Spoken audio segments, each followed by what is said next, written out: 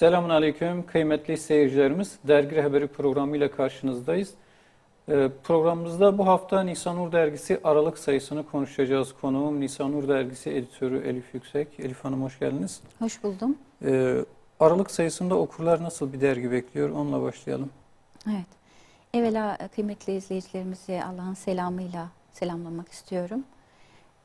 Nisanur Dergisi bu ay aileyi onarmak dosya konusuyla okurlarının karşısına çıktı. Takdir edersiniz ki özellikle günümüzde aslında ciddi anlamda bir desteğe ihtiyaç duyan bir kurum olarak ön plana çıkıyor aile kurumu. Evet. Çünkü özellikle radikal anlamda bir takım dönüşümler yaşadı son dönemde. Bunun üzerinde tabii çok ciddi etkenler var. Bir taraftan aslında sosyal, siyasal ve politik anlamda bir takım gelişmeler yaşanırken bir taraftan da tabii ki bireyler belli başlı alanlarda gelişirken çok özel ve önemli alanlarda da yer yer ciddi sıkıntılar gördüler.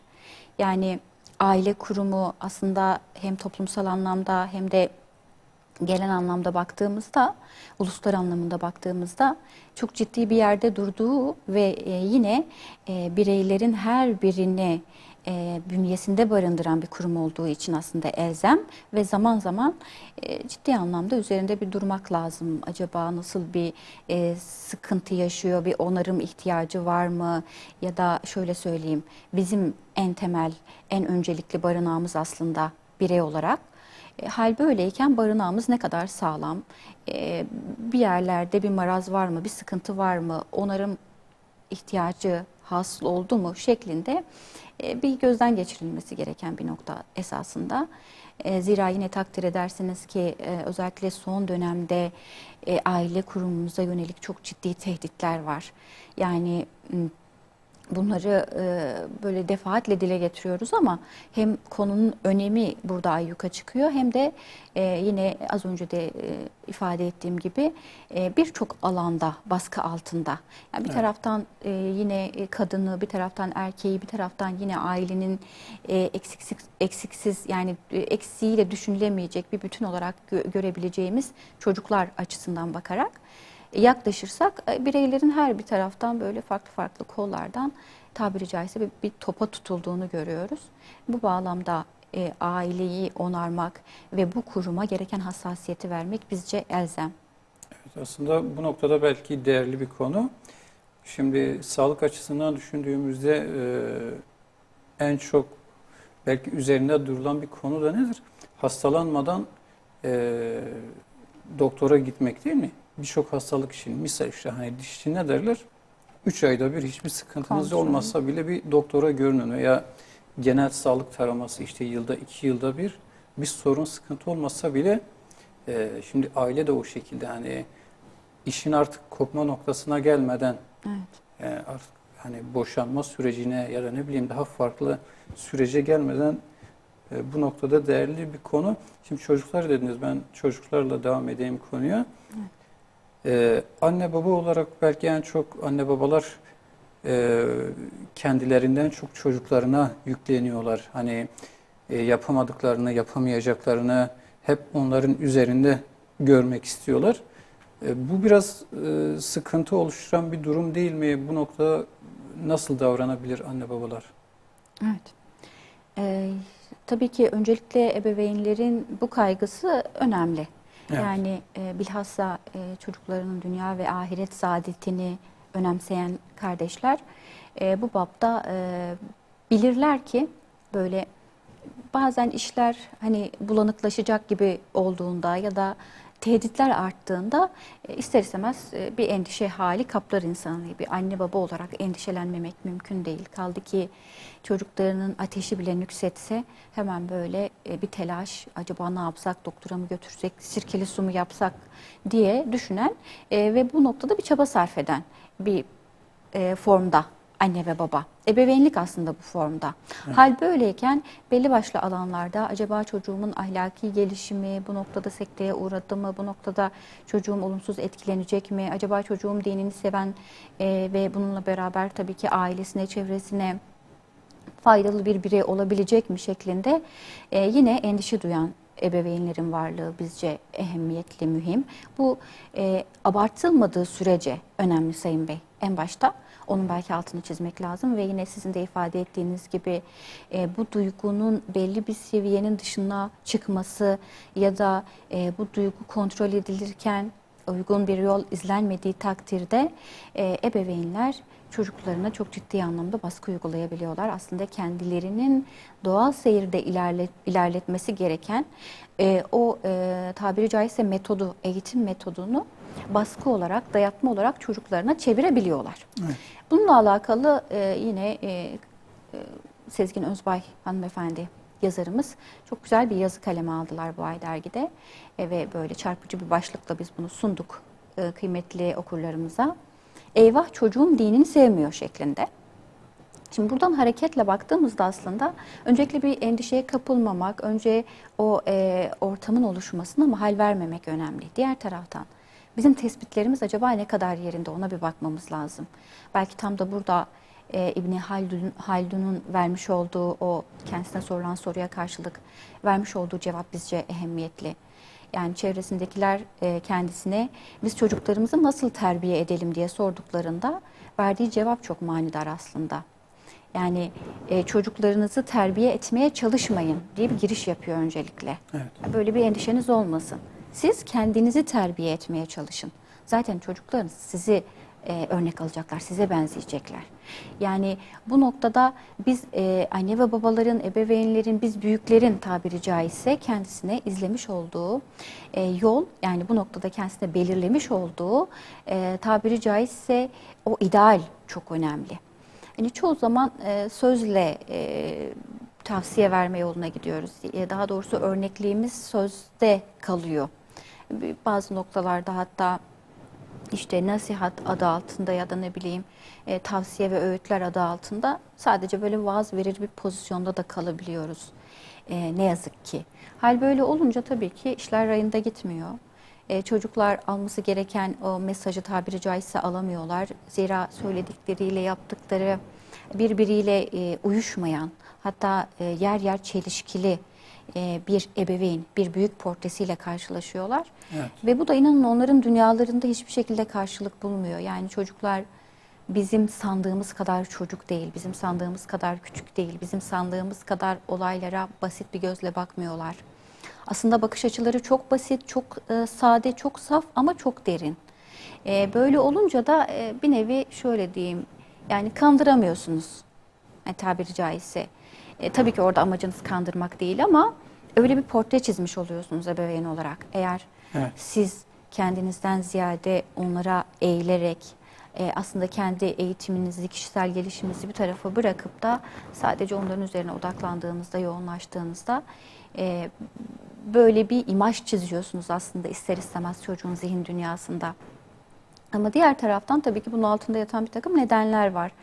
Bazen en çok ön plana çıkan nokta aslında şu, ebeveynin kendi hayatında işte içinde ukde kalmış, bir şekilde yerine getirememiş bazı ideallerini çocuğu üzerinden hayata geçirme planı. Yani orada yine aslında sözde bir şey var. Hani çocuğum için, onun geleceği için, onun iyiliği için yaklaşımı var. Sözde ve ne yazık ki içselleştirilemeyen bir yaklaşım. Çünkü tamamen çocuğun geleceğinin bu noktada aslında çalınması, belki ifade ne kadar yerinde bilmiyorum ama biz bunu masaya yatırdığımızda, örnekleriyle açıkladığımızda bu şekil bir yaklaşım çıkıyor çok rahat bir şekilde. Evet. Onun üzerine aslında ipotek gibi bir şeye düşünebiliriz. Bu bağlamda özellikle dinini seven, ahlakıyla bütünleşmiş çocuk yetiştirme noktasında aslında biz ebeveynlere hem çok iş düşüyor hem çok az iş düşüyor. Yani az önceki o cevapta olduğu gibi kendimizle ilgilendiğimiz, kendi meşgalelerimizi düzene soktuğumuz, hayata bakış açımızı düzelttiğimiz takdirde ve tabii ki çocuk iletişimiyle de alakalı bir probleme yine tabiri caizse yol vermediğimiz takdirde doğal seyrinde ilerleyecek. Ama bununla beraber bazen ipin ucu burada da kaçıyor Sayın Bey. Yani Nasıl? açalım biraz. Özellikle tebliğ noktasında ya da İslami davet noktasında kendini belli başlı alanlarda etkin olmaya çalışan daha doğrusu bu alanda belki yürüyecek yolu, söyleyecek sözü olan kimselerin bazen çocuklarına rağmen bunu yürüttüklerini görüyoruz. Yani çoğunlukla işte çocuğunu oraya buraya bırakarak ya da işte bir büyüğünün yanına bırakarak ya da kendi haline bırakarak bir yerlere yetişme telaşesi olduğunu görebiliyoruz. Evet. Bununla beraber ben aslında çoluk çocuğumdan da geçtim, davam benim için her şeyden önce derken aslında biz bir bakıma Hazreti Ömer'i örnek aldığımızı düşünebiliriz ama burada yine yazarımız çok güzel bir hatırlatmada bulunmuş. Hani biz diyor ne biz Hazreti Ömer'iz ne çocuklarımız Peygamber Aleyhisselam'ın dizinin dibinde büyüyen Abdullah bin Ömer'ler. Evet. Yani hal böyle olunca çocuklarımızı es geçmeden onlara rağmen bir yol izleme değil, onlarla beraber bir yol izleme, onları çalışmalarımıza dahil etme olabildiğince. Dahil edemiyorsak da meşgaleler bulma onlar için. Yani bu bizim dışarıda olacağımız ya da o tebliğ davaya hizmet noktasında yapacağımız dönemde bu işleri yürüteceğimiz dönemde o saatler aralığında olabilir. Çocuğun bir etkinlik alanı oluşturulabilir. Çocuğun keyifli vakit geçireceği, faydalı bir vakit geçireceği. Bu bir spor dalı olabilir. Ya da bununla beraber yine hani biliyorsunuz belli başlı alanlarda kurslar var. Evet. Çocukların eğitim görebilecekleri sübyan okulları var mesela. Yine belli başlı alanlarda yine eğitim veren ve bu noktada güvenebileceğimiz, içeriğinden emin olduğumuz bir takım alanlar arayışına girebiliriz. Yani o vakitte çocuk aslında öylesine bir yerlere emanet edilmeden hani gelişi güzel, önüne kim gelirse komşu, işte babaanne, dede vesaire burada biz bu durumu aslında ötelemiyoruz. İfade etmek istediğimiz o değil. Belli başlı alanlarda eğer bu iş çığırından çıkarsa bu çocuğun dünyasında çok farklı bir şekilde şekillenebiliyor. Yani çocuk aslında dinini anne ve babasının çevresindekilerin yaklaşımıyla sever, benimserken bu noktada tam tersine iş dönebiliyor. Bununla alakalı yine güzel paylaşımlarda bulunmuş yazarımız. Yani İslam'ın bir nur olduğunu mesela atıfta bulunuyor. Aslında İslam bir nurdur ama biz yaklaşımlarımızla çocuklarımızın gözünde bu nuru karartmayalım. Bununla beraber İslam hoşgörü dinidir, şefkat ve merhamet dinidir ama biz çocuklarımıza yansıtmış olduğumuz o azar dilimizle, o tabiri caizse cebbar yönümüzle çocuklarımıza İslam'ı adeta merhametsizlikmiş gibi ya da salt işte ceza veren bir dinmiş gibi enjekte etmeyelim tabiri caizse. Yani o küçük Evet. dimağlara verdiğimiz mesajlar aslında çok önemli ve biz bazen farkında olmadan o şefkati, o rahmet ve merhameti çok farklı yönleriyle çocuklarımıza yansıtabiliyoruz. Bu bağlamda daha çok onlarla vakit geçirerek, çalışmalarımızın içerisine daha çok katarak ama bundan da önemlisi bazen yaptıklarımızı algılayamadıklarını, algılayamayacaklarını düşünerek bunları hesaba katarak onların anlayabileceği dilde açıklamalar da yaparak onları hayatımıza dahil edelim. Aslında bahsettiğiniz konuda Aliye İzzet Begoviç'in de güzel bir sözü var. Diyor ki kendisi, dünyada diyor güzellik adına ne varsa diyor bu İslam'dır. Şimdi o şekilde çocuklarımız da gerçekten hani bizden kaynaklanan herhangi bir sıkıntı durumu da şeye bağlıyorlar. İşin inançsal boyutuna belki götürebiliyor. Müslümanız, Müslüman bir ailede doğduk. Yani elhamdülillah aslında bu büyük bir lütuf, büyük bir nimet. Anne babalarımız, dedelerimiz bunlar Müslüman. Yalnız biz burada biraz işin kolaycılığına kaçmıyoruz. Hani bu noktadaki hatamız ne? Siz bunu nasıl yorumlarsınız? Evet. Sayın Bey bu konuyu da yazarlarımızdan Rana Çeçen hanımefendi ele aldılar. La demeden illallah demek başlığıyla. Aslında şöyle, yani siz bir takım kabulleri, bir takım redleri eğer doğuştan itibaren tabiri caizse hayatın doğal seyrinde elde ettiyseniz bu kabullerin kimi zaman bir kıymeti olmayabiliyor. Evet. Ya da tam olarak anlaşılamadığından ötürü siz gereken kıymeti veremeyebiliyorsunuz. Bunu aslında en büyük örnek sonradan hidayet bulup sonradan İslam'la müşerref olanların hayatındaki o değişimler.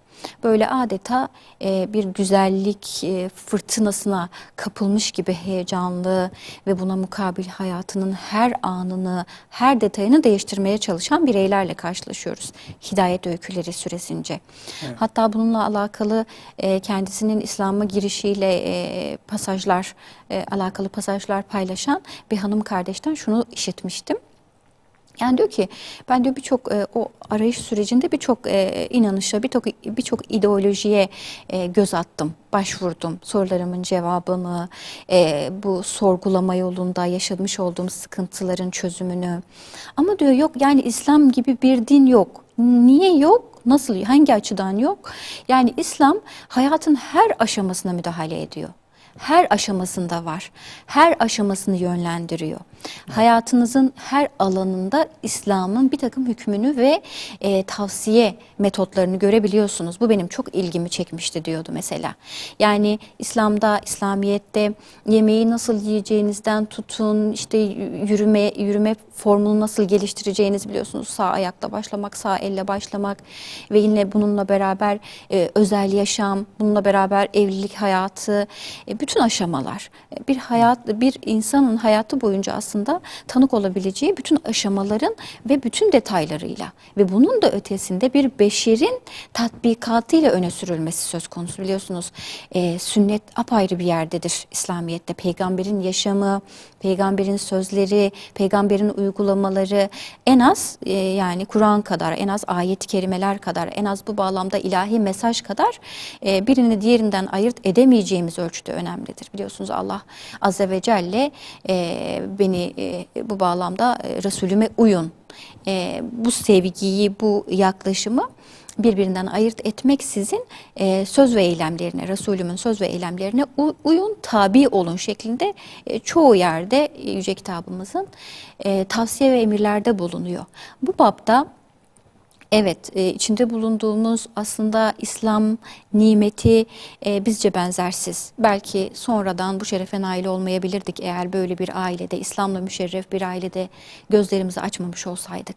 Ama diğer taraftan böyle bir ailede gözlerimizi açmış olmamız, böyle bir toplumda yaşamımızı sürdürmeye başlıyor olmamız da bizim aslında sorgulamamızın önüne geçmemeli, araştırmamızın önüne geçmemeli. Tabiri caizse ben büyüklerimden bunu duydum, bunu gördüm.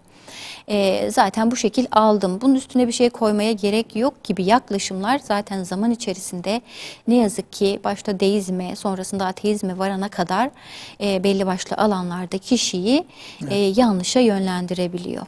Bu bağlamda okuyup araştırarak ilim yolundaki zaten ilim öğrenmek bu yüzden elzem. Bu bilgiyi, bu doğuştan gelen bilgiyi ki zaten fıtrata da kodlandığını biz biliyoruz. Birçok ayet, birçok hadis-i şerifle bu sabit.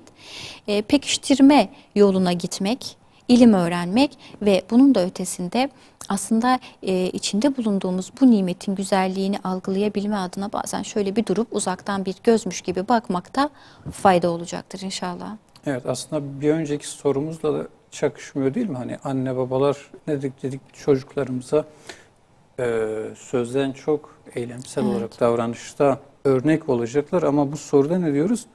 Gördüğümüzle yetinmeyeceğiz, araştıracağız o şekilde.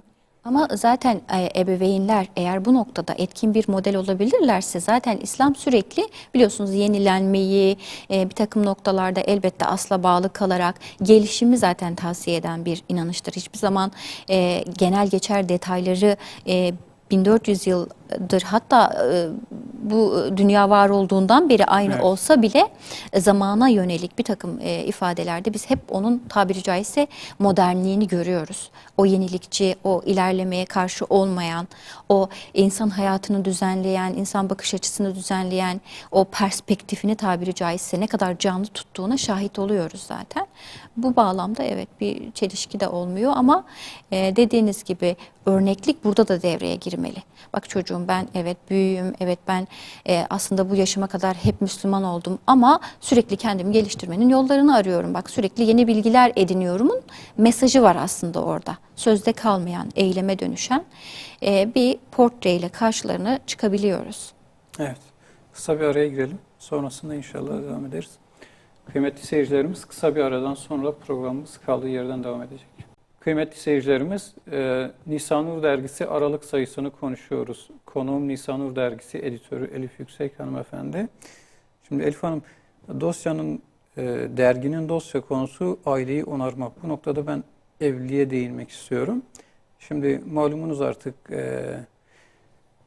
öyle bir hal aldı ki bugün özellikle Avrupa Birliği yasalarına uyum çerçevesinde neredeyse onların önünde yarışıyoruz bazı konularda. Bu aile evlilik konularındaki yasalarda da öyle. Düşünün, hani tümüyle değerlerimizle aykırı bir toplum. Hani burada kötüleme babında değil. Onların kendilerine belirlediği bir yol, bir çizgi var. Ne örfümüzle ne inancımızla uyuşmayan bir toplum.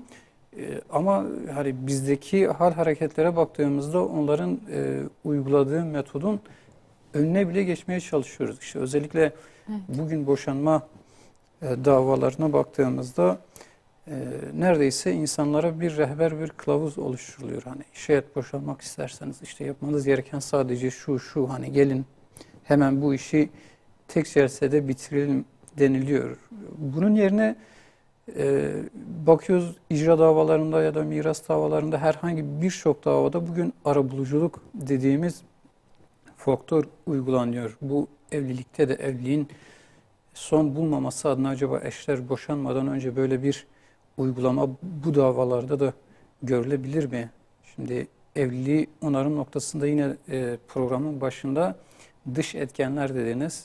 Yine evliliği etkileyen bu dış etkenler nelerdir? Bunlarla devam edelim. Evet. Öncelikle eğer belli bir raddeye gelinmişse evliliklerde, Evet. o tabiri caizse son radde dediğimiz yere kadar gelinmişse tabii ki ciddi anlamda sıkıntılar boy gösterecektir ve kimi zaman yani bu alanda, bu tam da bu yerde aslında hiçbir müdahale bir fayda vermeyebiliyor. Zaten bunun için onarım sözcüğünü kullandık. Yani onarmaktan bu nedenle onarmaya önem atfettik aslında. Yani bir takım sıkıntılar boy gösterdiğinde, marazlar çıktığında öncelikle bunların farkına varmak bizce elzem. Çünkü evlilikte hayatın içerisinde kimi zaman kişinin ciddi anlamda imtihanı olabilen bir olgu. Yani her anlamda imtihanı ama kimi zaman olumsuz anlamda da imtihanı olabilecek bir olgu. Kimi zaman başına gelebilecek en güzel şey olarak karşısına çıkıyor. Aslında genel anlamda gözlemlenirse kişinin kendi evliliğinin eğer belli başlı alanlarda bir sıkıntı yoksa, o da biliyorsunuz gerçekten aslında insaflı bir şekilde davranırsak toplumun çoğunluğunda mevcut değil. Çok azınlıkta mevcut, yani böyle başına artık bela olmuş evliliği. Tamamen böyle çözülemez bir soruna dönmüş tabiri caizse evliliği. Ciddi anlamda bir azınlık aslında. Eğer güzel bir perspektiften bakacaksak, tabiri caizse adil bir bakış açısıyla olaya yaklaşacaksak ve bu şekilde ele alacaksak böyle karşımıza çıkacak. Zira evlilik insanın kaderi ve bu kaderi de ciddi anlamda çabasından çok duasına aslında bağlı. Duasını ettiğiyle, gayretini, hayata dair gayretini şekillendirmesiyle alakalı olarak gelişen bir şey, biliyorsunuz. Yüce Rabbimiz ayet-i kerimede iyi erkekler iyi kadınlara, kötü erkekler kötü kadınlara hani tabiri caizse layıktır şeklinde mealen buyrukları var. Farklı farklı yerlerde, farklı şekillerde ifade edilmiş ama özetle bu şekilde ifade edebileceğimiz bir yaklaşımla biz bunu görebiliyoruz. Ama bunun da ötesinde hayatın içerisinde bir takım marazların olabileceğini bir kere doğal olarak karşılamak lazım. Bunu hem karşılıklı taraflar, eşler yapmalı, hem de bu ailenin aslında birçok alanda müdahili olacak, tabiri caizse o dış etken dediğimiz noktalar göz önünde bulundurmalı. İşte ailesi olabilir, yakın çevresi olabilir, iş çevresi olabilir vesaire. Bunu göz önünde bulundurabilmeli. Ya her evlilikte olur aslında böyle şeyler. Sorun değil, sıkıntı değil. Önemli olan bu sorunun, bu sıkıntının üzerine nasıl gidildiği, çözüm yollarının aranıp aranmadığı ya da nasıl bir çözüm yolu izlendiği aslında önemli olan. Evet. Bir kere evvela Sayın Bey niyet olmalı insanda. Evliliğini düzeltecek, evliliğini güzelleştirecek, yaşamış olduğu sıkıntıları bertaraf edecek adımlar atmaya yönelik niyeti olacak erkeğin de kadının da. Diğer taraftan niyetle beraber yaklaşım tarzı önemli. Yani ben ne yapabilirim kaygısını taşıyabilmeli eşler. Ben bu tabiri caizse evlilik ağacını, bu koca çınarı yine tabiri caizse soldurmama adına, kurutmama adına ne yapabilirim? Ya da bu taze fidanı ben çürütmeme adına ne yapabilirim şeklinde kaygısı olmalı. Tabii Evet. yine bu konuyu da yazarımız Esra Gülşahin hanımefendi ele aldılar. Çok da güzel yaklaşımları var. Orada vermiş olduğu bir takım misaller de var ama böyle özetleyecek olursak aslında kişilerin bencil yaklaşmamaları önemli konuya. İki tarafında benim de tabii ki hatam olmuştur, yanlışım olmuştur ama ben bunu düzeltmek için acaba ne yapabilirim kaygısı taşıyor olması bizce önemli. Çünkü ben asla tek taraflı bir çabanın işe yarayacağını düşünmüyorum. Belki çok nadir. Yani bir yere kadar. Tabiri caizse tek taraflı bir kuş misali, o kuşun uçamayacağı gibi yapay bir kanat da takamayacağınıza göre evliliklerin iki tarafının da erkeğin de kadının da yaklaşımının burada önemli olması lazım. Yani önemi ortaya çıkıyor, ayyuka çıkıyor. Evet. Ben bunu bozmak mı istiyorum? Yıkmak mı istiyorum? Zaten tabiri caizse yara almış, sendeliyor, yalpalıyor zaten. Aman zaten yeni heyecanlara kapı aralarım. Ne olacak? Boş ver şeklinde bir yaklaşım mı var acaba? Yoksa böyle değerler her zaman insanın karşısına çıkmıyor. Böyle güzellikler her zaman insanın karşısına çıkmıyor. Tamam bir takım marazlar var ama büyük pencereden baktığım zaman ben büyük resmi incelediğim zaman daha çok olumlu durum görüyorum. Daha çok güzellik görüyorum. Bu tabiri caizse olumsuzluklar, bu benim çirkinlik olarak adettiğim şeyler ne kadar da ufak aslında deyip kişinin hem bir öz eleştiri yapması hem de insaflı bir şekilde olayı tabiri caizse gözlemleme yoluna gitmesi yine bizce önemli. Tabii bununla beraber yine empati takdir ederseniz ki çok önemli bir yerde duruyor. Yani olayları biz anlamaya çalışırken daha ziyade kendi penceremizden bakarız ve kendi penceremizden baktığımız için aslında işin içinden çıkılmaz bir hal alır o iş. Halbuki kimi yerde durup karşıdakinin penceresinden de olaya yaklaşmak, bakmak elzem. Çünkü en nihayetinde kadında, erkekte yaratılışları gereği çok farklı bir konumdalar, farklı hissediyorlar, farklı düşünüyorlar. Ama bu kendilerinin bir arada uyum içerisinde yaşamasına hiçbir şekilde engel değil. Evet. Salt bu bakış açısıyla bakılsa bile aslında evliliklerin onarımı, güzelleşmesi, iyiye doğru hep bir ivme kazanması mümkünken biraz da tabii sistem odaklı dış etkenlerin, art niyetli özellikle dış etkenlerin politikalarıyla da şekillenen işin içinden çıkılamayacak bir hale dönüşmesi söz konusu. Ama yine bununla alakalı olarak Sayın Bey, eşlerin birbirlerinin ihtiyaçlarına da cevap verebilmesi önemli. Ve ihtiyaçlarını önemsemesi her şeyden önce. Yani bu bir duygusal ihtiyaç olabilir, bir iletişim ihtiyacı olabilir. Bununla beraber bir takım özel ihtiyaçları olabilir. En nihayetinde evlilik çok farklı alanlarda yaşanan bir olgu. Yani kişinin sadece sosyal bir takım ihtiyaçlarını gideren bir kurum değil biliyorsunuz. Yine bireyin cins olarak belli başlı özel eğilimlerine ve ihtiyaçlarına da karşılık veren eşsiz aslında bir kurum. Bu bağlamda kabul yoluna gitme, fark etme burada önem arz ediyor. Evet. Yani bir takım tabiri caizse iyisiyle kötüsüyle kabul edip ama o iyiyi, o kötüyü olduğu yerde bırakmama. Yani iyiyse daha iyi, kötüyse iyiye doğru bir çaba sarf ederek bir evrim tabiri caizse çabası iki tarafında göstermesi gereken ve gösterdiği takdirde de inanın karşılığını bulacağı bir mecra. Evet. Tabiri caizse havaya atmıyorsunuz ne atıyorsanız. O mutlaka size geri geliyor, mutlaka bir şekilde güzelleşiyor ya da atma amacınızla orantılı olarak çirkinleşiyor. Bizlerin de muradı, duası, isteği bu yönde. Umuyoruz ki evlilikler tam zamanında, tam yerinde ve doğru bir uygulamayla onarılır ve tabiri caizse o sağlam barınak yine sağlam bir şekilde insanın hayatı boyunca, ömrü boyunca onu muhafaza etmeye devam eder. Evet, hani burada tabii aile diyoruz, evlilik diyoruz. Şimdi bir de bunun çocuk boyutu var. Hani bu evliliğin onarılmasında bir etken de çocuktur. Belki Allah muhafaza tabii insan istemez ama bunun ceremesini belki en çok çeken çocuklardır. Şimdi ebeveynlerin çocuklarla olan diyaloğunu ben sormak istiyorum. Şimdi öyle bir zamanda yaşıyoruz ki hani çocuklarımızla ayrı zamanın insanlarıyız. Belki bunu sık sık dillendiriyoruz ama yaşadıklarımızla onların yaşadıkları farklı. Hani çocukluğumuz farklı. Kıyas yaptığımızda yediğimiz, içtiğimiz farklı, eğitimimiz farklı, çevremiz farklı, izlediklerimiz farklı. Haliyle bu farklar böyle artınca ister istemez bir iletişim kopukluğu da oluyor. Hani bugünün anne babası yine bugünün çocuğuyla nasıl bir iletişim içinde olacak? Siz bunu nasıl yorumlarsınız? Evet. Bu sözünü ettiğiniz konulara Sayın Bey bizim ayrı ayrı aslında yazarlarımız değindiler. Çok da can alıcı yönleriyle aslında yaklaştılar.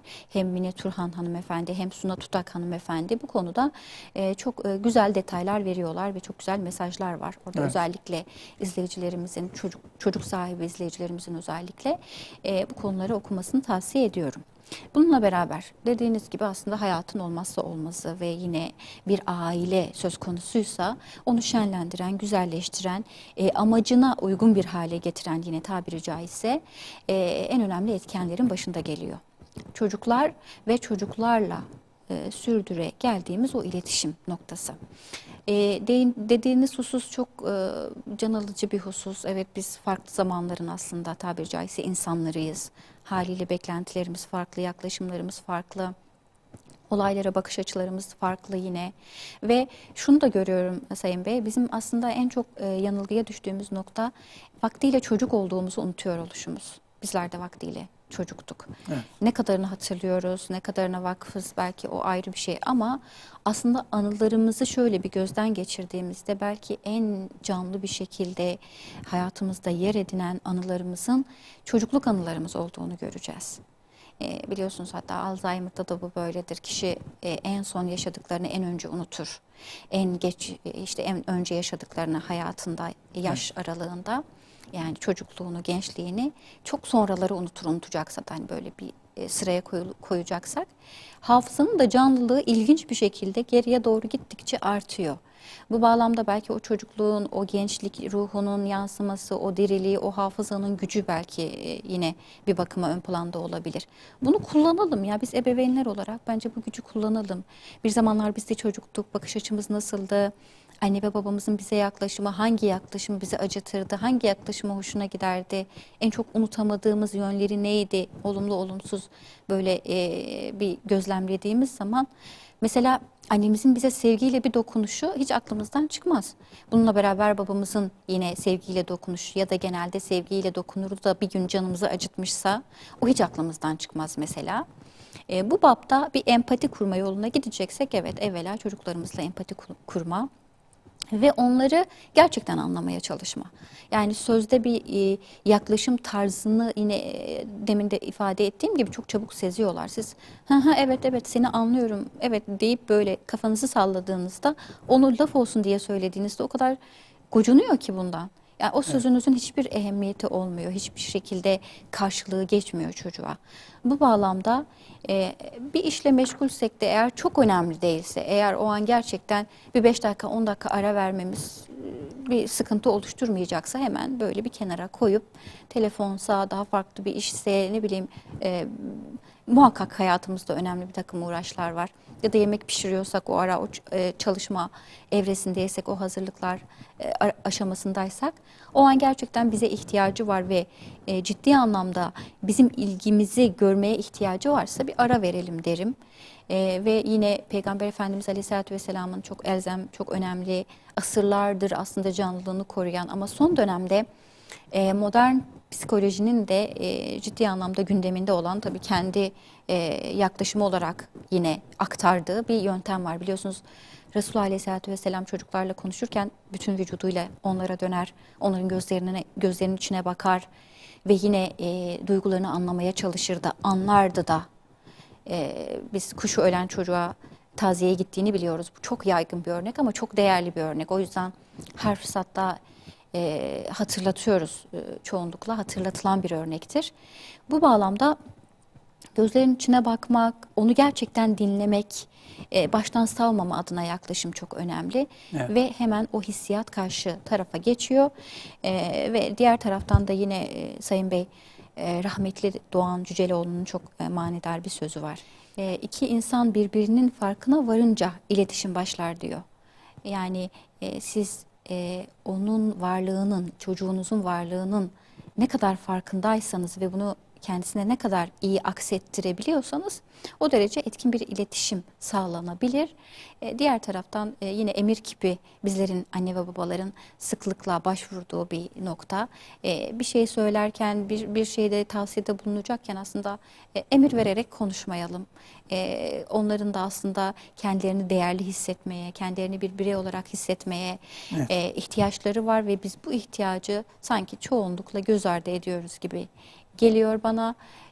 Ve en önemlisi yine Sayın Bey, sevginin, şefkatin, tatlı dilin tabiri caizse çözemeyeceği hiçbir sorun yok, aşamayacağı hiçbir nokta yok, yine açamayacağı kapı yok. Bu bağlamda en büyük silahımız olabilir, en büyük gayretimiz de bu noktada bütün sevecenliğimizle, bütün hoşgörümüzle çocuklarımıza yaklaşarak onlarla iletişim kurmaya çalışmak olmalı. Evet. Şimdi Nisanur dergisi Aralık sayısıyla 11. yılına girdi. Evet. Bunu da konuşalım. Geçmeden önce genel bir toparlama varsa dosyayla ilgili birkaç sözünüzü alayım. Evet. Yani tabii ki bütün bu konuların dışında, bu başlıkların dışında yine farklı alanlara da değindik. Bu dosyalar şekillenirken aslında Evet. daha farklı yönleriyle de biz bunu işlemeye çalışıyoruz. Örneğin Asiye Türkan hanımefendi kaleme aldılar. Kişisel gelişimimiz ve olgunlaşmamız şeklinde bir başlıkla ele almıştılar. Ve düşündüğümüz zaman aslında hem evliliklerdeki karı koca arasındaki o iletişim sorununu halledebilecek, çözebilecek bir nokta bu.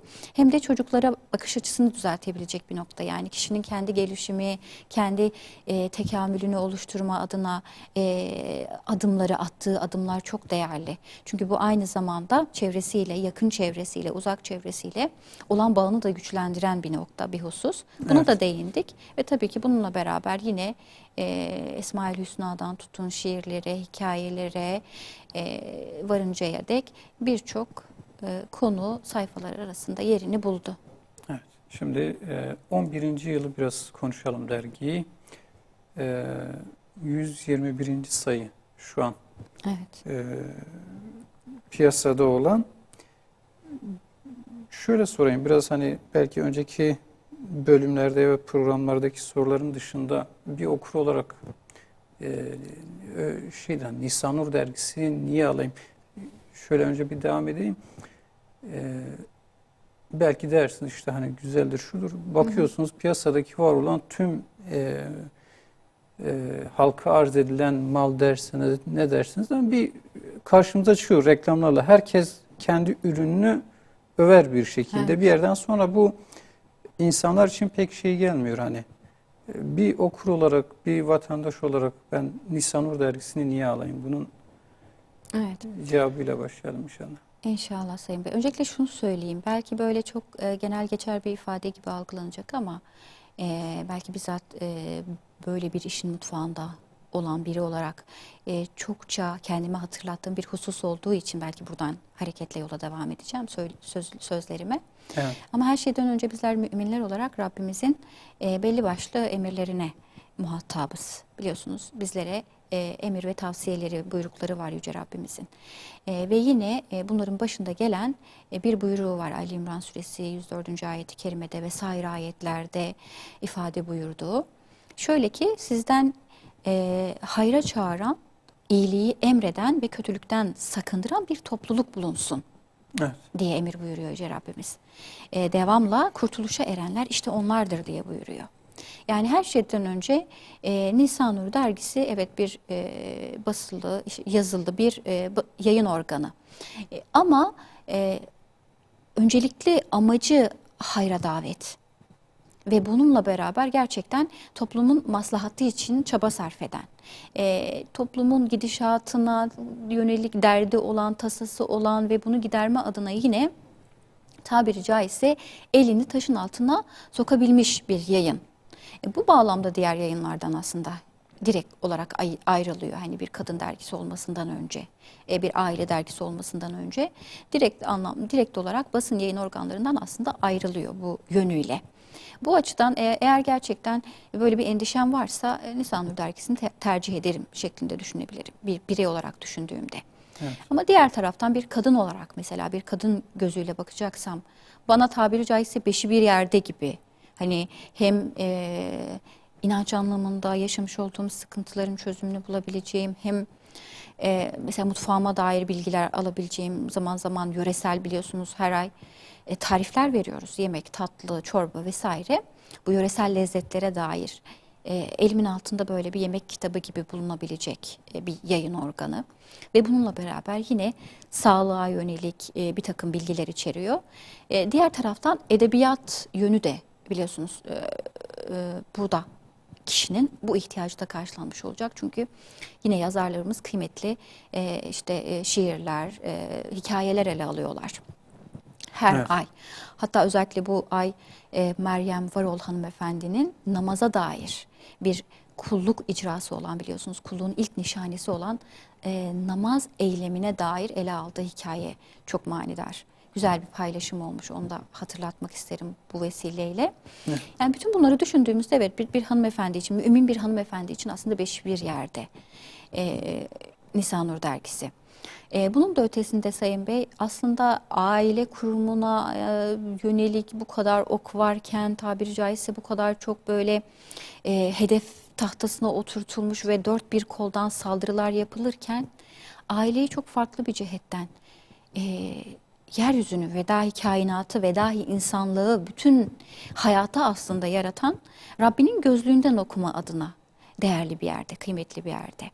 Ve bir hanımefendinin bakış açısıyla, yaklaşımlarıyla, tabiri caizse böyle hani sorunu kaynağından çözmeye yönelik bir eylem olduğu için, bir çalışma olduğu için yine kardeşlerimiz tercih edebilirler. Evet, şimdi 120'yi aştı artık, bir yerden sonra sizde de ya da okurda da hani birbirini tekrar etme bir durum olabiliyor mu, ya da söyleyecek daha çok sözümüz var mı diyorsunuz? Evet. Aslında güzel bir slogan oldu ifade ettiğiniz Evet. bu nokta. Söyleyecek daha çok sözümüz var çünkü yerinde durmayan, bununla beraber tabiri caizse oyunlarına doymayan, ifsat hareketine doymayan bir batıl hareketiyle karşı karşıyayız biz. Evet. Biliyorsunuz bir hak ve batıl davası olarak ifade etmekten çekinmiyoruz, imtina etmiyoruz. Mübalağa da değil bu. Özellikle günümüzde basılı ve görsel medyanın ne derece ehemmiyetli olduğu da hepimizin malumu. Çok ciddi bir güç. Ve yine ne yazık ki bu gücü elinde bulunduran cenahın da biz batıl cenah olduğunu görüyoruz. Evet. Etkin bir şekilde kullandığını görüyoruz yine batıl cenahın. Hal böyleyken biz bu alanda ne kadar daha etkin olabiliriz?